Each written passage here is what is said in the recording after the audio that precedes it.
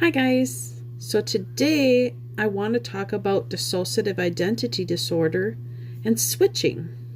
And my eyes are going to be going down here because I've written something out and on my computer screen. So, is it safe to put switching on camera? And why do it? Most people with DID, which is dissociative identity disorder, find switching to be an inconvenience in their everyday lives. And this is from a lot of the systems that I speak to. Most find it severely debilitating over the years that it begins to cause severe physical ailments. Why does it cause ailments? This is due to alters fluctuating your heart, blood pressure, body and speech function. This over time can cause severe nerve issues, thyroid issues, etc. So, why display switching on media outlets? Some of the people that I know with this disorder don't understand why you would want to. Some, like me, and like others like me, don't understand why even say whom is out at all. So why do some people do this? Well, there are a few answers to this question.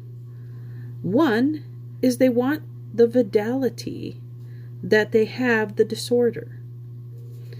And to me, if you have been diagnosed and went through the proper assessments, you shouldn't need validation.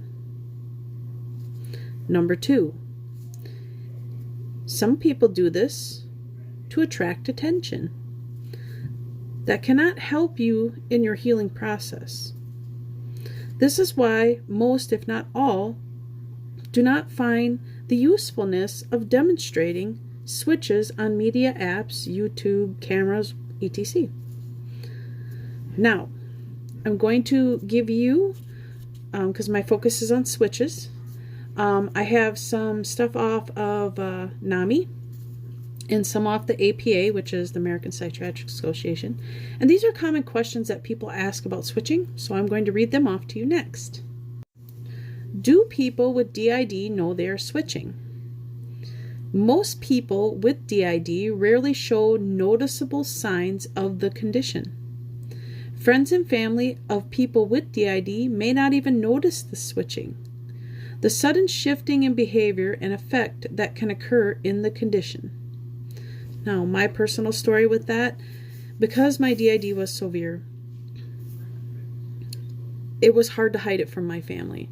I have a husband and two girls, and by the time my girls were probably, I want to say 3, 4, they knew something wasn't right.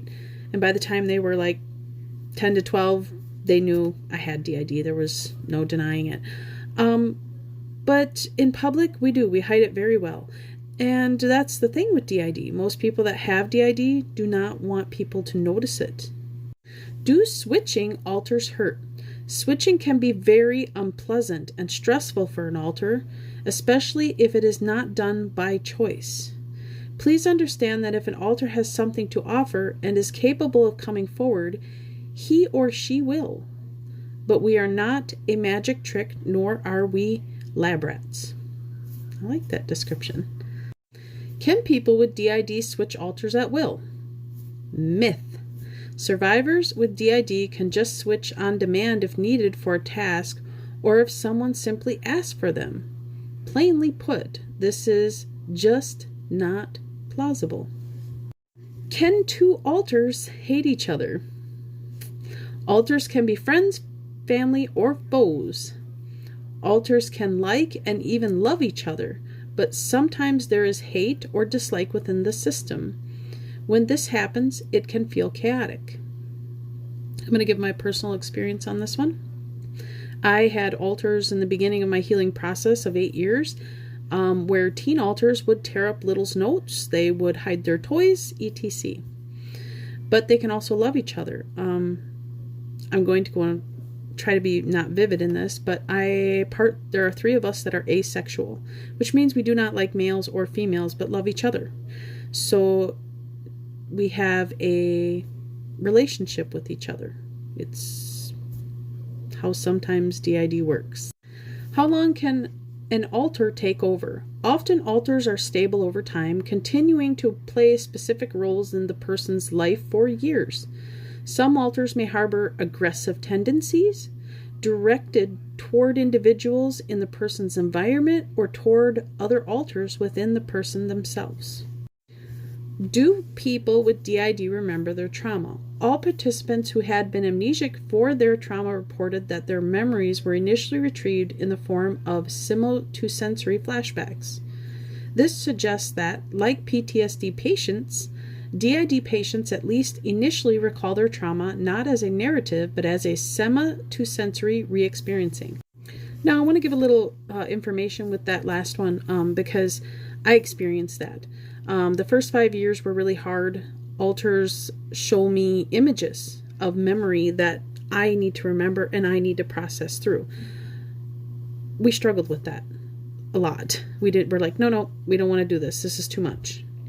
The last couple years especially, there's moments where I will start to hear my therapist, and she will say the words, watch what they're showing you. You're okay. You're in my office. Just watch. You're just watching. It's not really happening. This helps me to get my memory back and to have an emotion with that memory that I need to have that I didn't have when I was younger. So that's kind of what they're saying here with this last one. And that's my story. And you may find it useful as well. Does DID ever go away? While there is no absolute cure for dissociative identity disorder, therapy can reduce your symptoms and improve your quality of life. DID is a rare condition where you have 2 or more distinct personality states. The symptoms are often lifelong, but treatment can help you cope. Now, the treatment that we go through is EMDR, DBT, CBT, and EFT. And we also have family therapy, which means my husband goes once a month and my kids go once a month to keep us all together. Another thing is the reparenting role of a therapist, which is very useful, and you can look that up, and I have some videos on that. It's basically something Colin Ross talks about, and the therapy is very intense, but it is very healing. Last question, can you see alters in mirrors? One of the seldom discussed phenomenon which often occupies dissociative identity disorder is the presence of visual hallucinations. These hallucinations can take the form of seeing an alter in a mirror who looks completely different from the body of the person living with DID.